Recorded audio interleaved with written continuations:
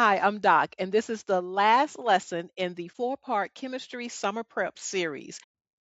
Using a method similar to the one we used in our last video will help with solving problems. And this method is to identify all of your given information. Then identify what it is that you need to solve for. Once you have all of this information, that will help you to select your equation. Once you identify the equation, plug in all of your information and then solve for what you're looking for, which is your unknown. Now we're going to practice these steps using some of the type of problems that you will see in chemistry. This first one says, how many grams are in 2.5 moles of calcium? And it gives us the molar mass of calcium. Understanding what moles are and then determining molar mass, those are concepts you're going to cover in chemistry. For this, I just want to expose you to how we use dimensional analysis in chemistry so that you get a better idea of why it's important for you to practice dimensional analysis now. So let's follow our steps. Let's identify all of our given information. We have how many grams are in 2.5 moles of calcium, and we're also given the molar mass of calcium. So our given is 2.50 moles of calcium, and we are also given molar mass. I'm going to abbreviate that with two M's of calcium to be 40.08 grams per mole. Now, moles is abbreviated as MOL. We just leave the E and S off. When you see me write that in any of these problems, just know that I am talking about moles, and that is the scientific abbreviation for it. Now we're going to determine what is it that we need to find. It's asking us how many grams are in 2.50 moles of calcium. So my unknown or what I want to find will be the amount of grams of calcium.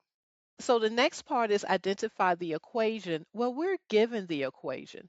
Mass equals moles times molar mass. Now, before we plug in, I'm going to rewrite this in a different way. And the reason I'm going to rewrite this is because I see that we have grams per mole.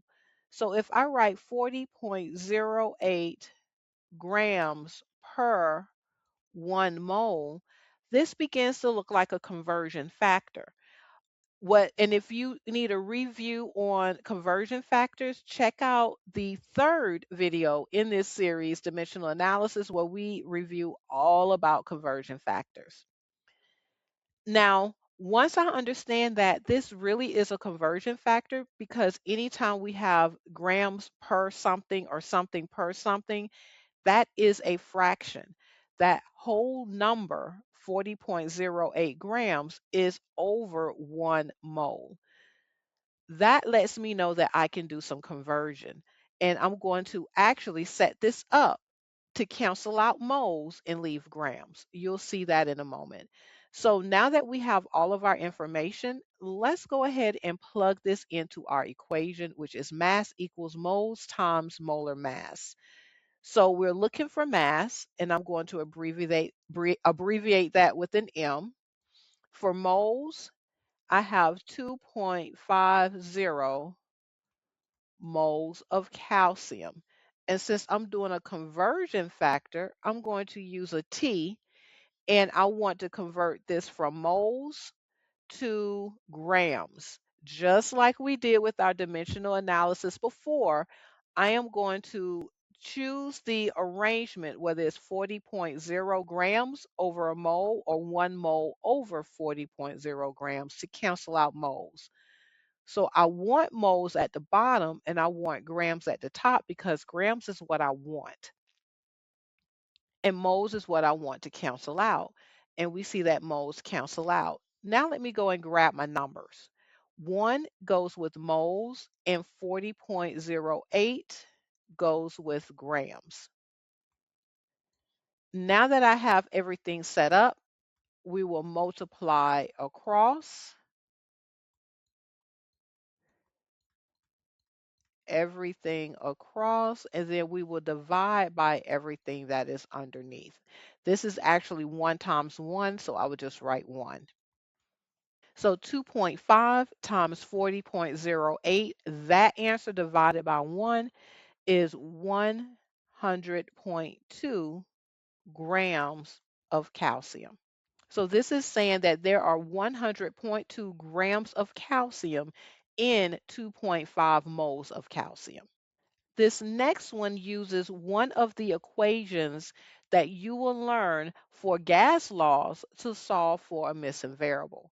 The first thing we're going to do is identify our given.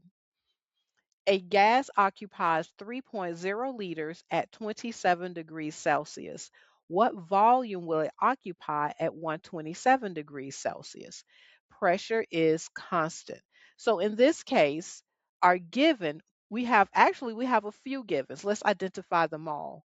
The first one is liters, and I know liters represent volume.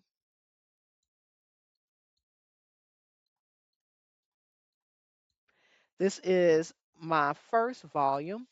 The next information that we have is 27 degrees Celsius. Celsius represents temperature. And since this volume is at this temperature, we will treat that as our first system, volume 1 and temperature 1.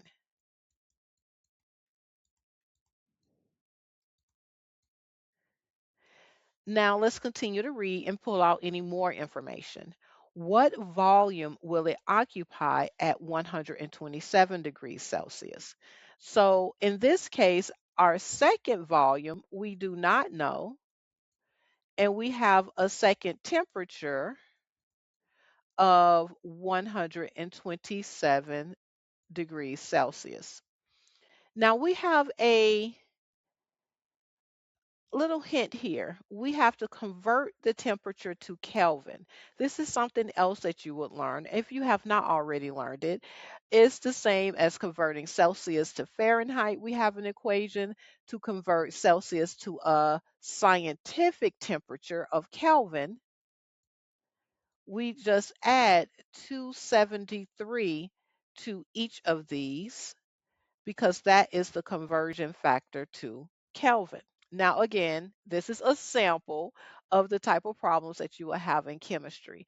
We're not focusing on the concept, but going through these steps to show that even if you don't understand the concept, we can follow these steps, pull out information, and then solve for the unknown. So let's figure out our temperature and convert that to Kelvin.